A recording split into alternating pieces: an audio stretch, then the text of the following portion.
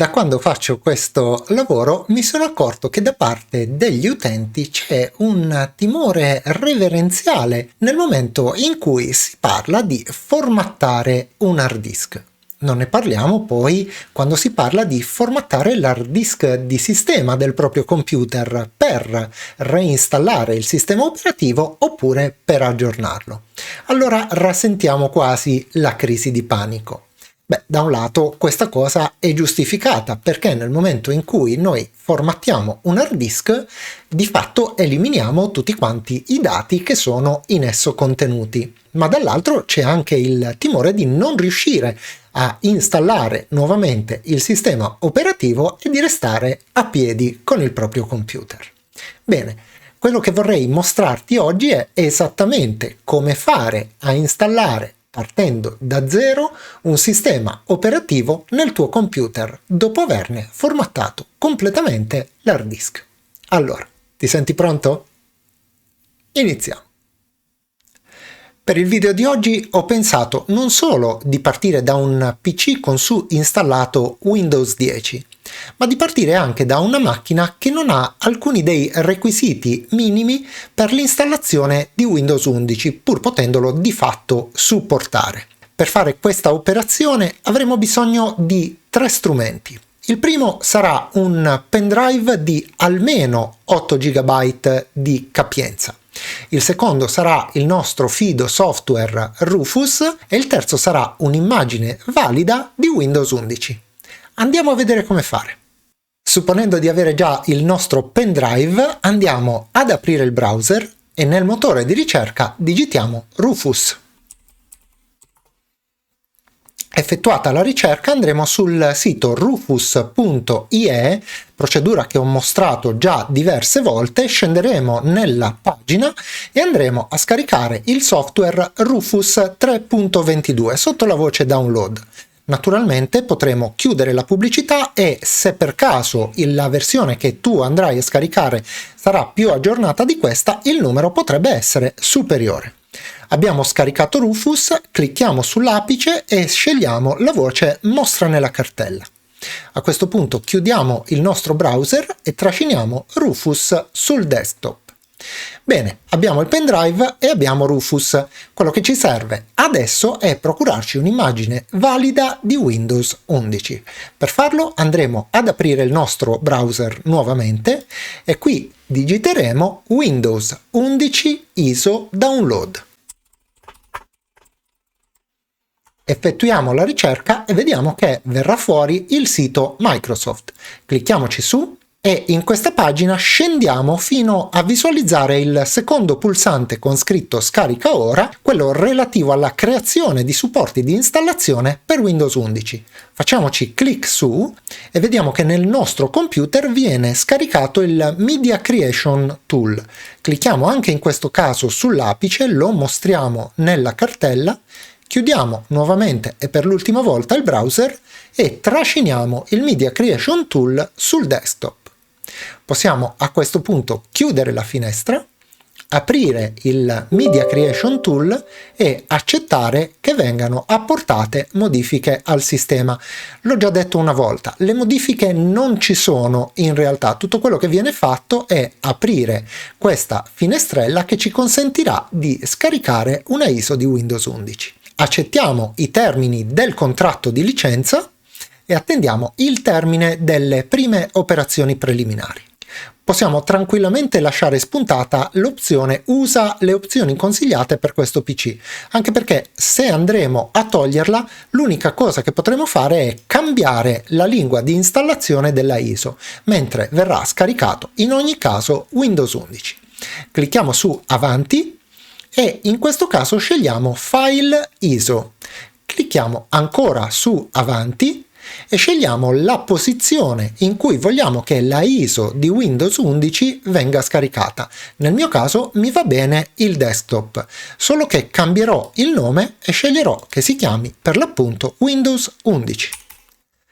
Fatto questo, clicchiamo su Salva e attendiamo il termine delle ulteriori operazioni preliminari, al termine delle quali partirà il download di Windows 11. Vediamo che il download è abbastanza veloce. Attendiamo nel termine.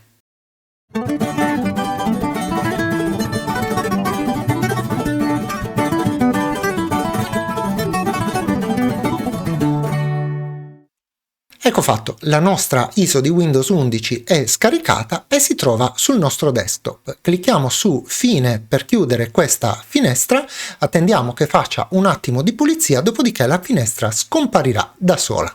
Quello che dobbiamo fare a questo punto è creare il nostro supporto di installazione.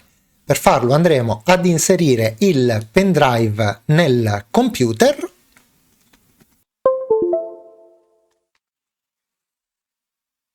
e andremo ad aprire il software Rufus.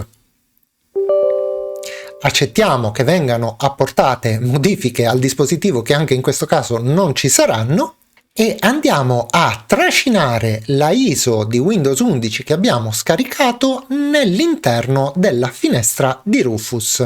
Come schema di partizionamento andremo a scegliere MBR. Vedremo che anche il sistema di destinazione cambierà in BIOS o UEFI CSM. Possiamo lasciare il resto esattamente come si trova e cliccare sul pulsante Avvia. A questo punto ci verranno proposte una serie di opzioni che andremo a selezionare insieme. Selezioneremo di rimuovere i requisiti per 4 o più GB di RAM e soprattutto per il Secure Boot e per il TPM 2.0 che impediscono l'installazione di Windows 11 su tanti computer. Successivamente andremo a rimuovere i requisiti per Microsoft Account Online che sono fastidiosissimi perché nel caso in cui non disponiamo di un account Microsoft saremmo costretti a crearne uno per poter installare Windows 11. Sceglieremo di creare un nuovo account locale automaticamente che nel mio caso si chiamerà Vito, ma qui tu potrai scrivere qualsiasi cosa tu voglia. Imposteremo le opzioni regionali agli stessi valori di questo sistema operativo qui, quindi per capirci se utilizziamo l'italiano verrà scelto automaticamente l'italiano anche come lingua di installazione di Windows 11. Disabiliteremo le fastidiosissime domande sulla privacy che verranno tutte quante negate e se lo vorremo disabiliteremo anche la crittografia BitLocker. Come ho detto in un video precedente, io a BitLocker preferisco altri sistemi di crittografia più gestibili, come ad esempio VeraCrypt. Clicchiamo quindi su OK e come sempre ci viene ricordato che questa operazione andrà a cancellare tutti i dati preesistenti sul nostro pendrive. Quindi, come sempre, lo ripeto, assicuriamoci di utilizzare un pendrive vuoto oppure con dati che non ci interessa perdere. Clicchiamo finalmente su OK e vediamo che parte l'operazione di creazione del pendrive. Aspettiamo qualche minuto.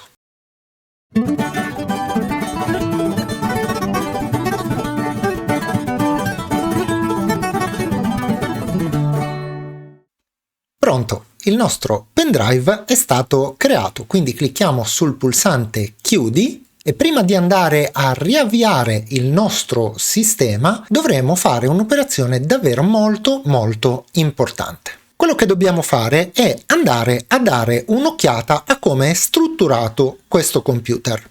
Nel nostro computer c'è un'unità C e un'unità E. Questo qui non ci interessa perché è il lettore di CD-ROM. Nell'unità E, come puoi vedere, abbiamo dei dati che non vogliamo perdere, rappresentati da questa cartella dal nome tanto fittizio quanto evocativo.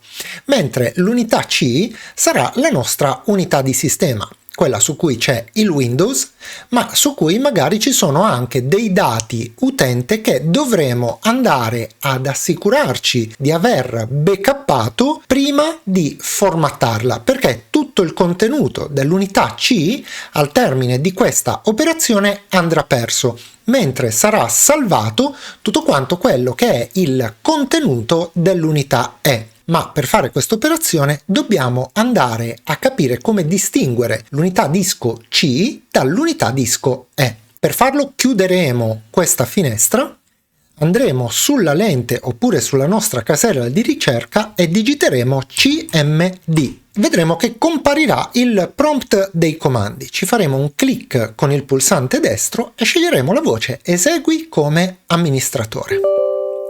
Accetteremo che vengano apportate modifiche al dispositivo e andremo a dare il comando diskpart. Premiamo invio e vediamo che il nostro prompt si trasforma e ci propone una scritta diskpart. A questo punto andremo a dare il comando list disk per elencare le unità disco presenti in questo computer. Quello che vediamo è che esiste un disco 0 da 80 GB, che sarà quello che noi andremo a formattare, e un disco 1 da 10 GB, che sarà quello che invece andremo a salvare.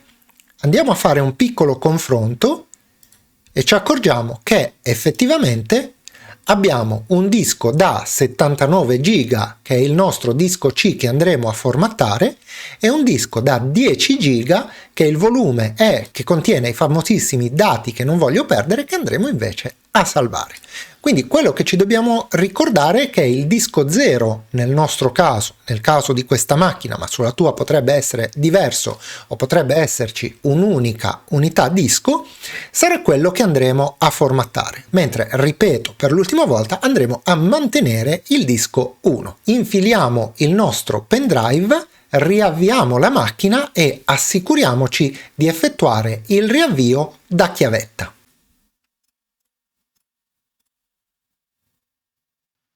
Premiamo un tasto per consentire l'avvio dal nostro pendrive e in questa schermata clicchiamo su Avanti. Clicchiamo poi sul pulsante Installa e si avvierà il programma di installazione del nostro Windows 11. In questa schermata andremo a digitare il codice del nostro Windows 10. Nella schermata successiva, a seconda che noi abbiamo un Windows 10 Home oppure Professional, andremo a scegliere la relativa versione. Se non hai sotto mano il tuo codice Product Key, nessuna paura, potrai inserirlo anche in un secondo momento e in questo caso potrai cliccare su Non ho un codice Product Key. Come dicevo poc'anzi, appunto, a seconda che il tuo sia un Windows 10 Home oppure un Windows 10 Professional, sceglierai in questa schermata la relativa versione. Clicchiamo su Avanti, accettiamo i termini di licenza tenendo presente che se non avessimo attivato il supporto per disabilitare il TPM e il check della RAM e del Secure Boot, nella schermata precedente sarebbe stato impossibile procedere con l'installazione di Windows 11 su un PC come questo che non ha le caratteristiche per supportare in linea teorica Windows 11. Dopo aver accettato, clicchiamo su Avanti e scegliamo l'installazione personalizzata. Ecco, questo è il punto fondamentale. Se ben ricordi, ti ho mostrato che l'unità che vogliamo cancellare è l'unità 0. L'unità che vogliamo mantenere è l'unità 1. Come puoi vedere, qui abbiamo 3 partizioni relative all'unità 0 e solamente una relativa all'unità 1. Andremo quindi ad eliminare le 3 partizioni dell'unità 0 e salveremo in questo caso l'unità 1. Clicchiamo su Elimina e poi su OK per liberare lo spazio su disco occupato da queste 3 partizioni.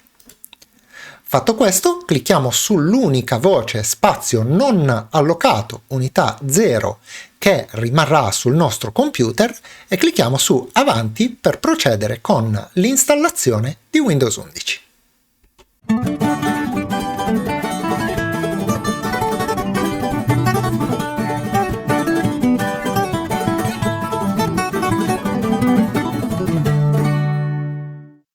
Clicchiamo su Riavvia ora per riavviare la nostra macchina. Questa volta non sarà necessario premere un tasto e lasceremo che la macchina si avvii regolarmente. In questa schermata potremo andare a cliccare su Non ho internet qualora non siamo collegati alla rete e continuare con l'installazione limitata. Ecco fatto, il nostro Windows 11 è stato installato, ma andiamo a fare una piccola prova. Apriamo le risorse del computer e verifichiamo la situazione del volume D e vedremo che i dati che non volevamo perdere sono rimasti intatti, mentre sul volume C è stato installato Windows 11. Missione compiuta. Una volta installato Windows 11, quello che dovrai fare sarà installare tutti quanti i driver aggiornati, installare i programmi che ti servono e alla fine rimettere a posto i tuoi dati.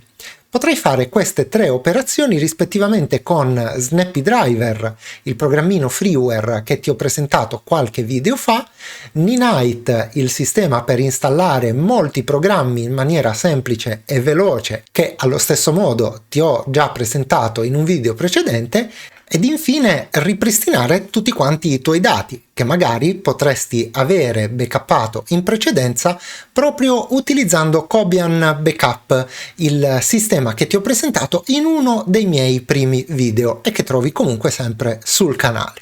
Bene, a questo punto a me non resta che augurarti delle buone installazioni, salutarti e come sempre darti appuntamento alla prossima.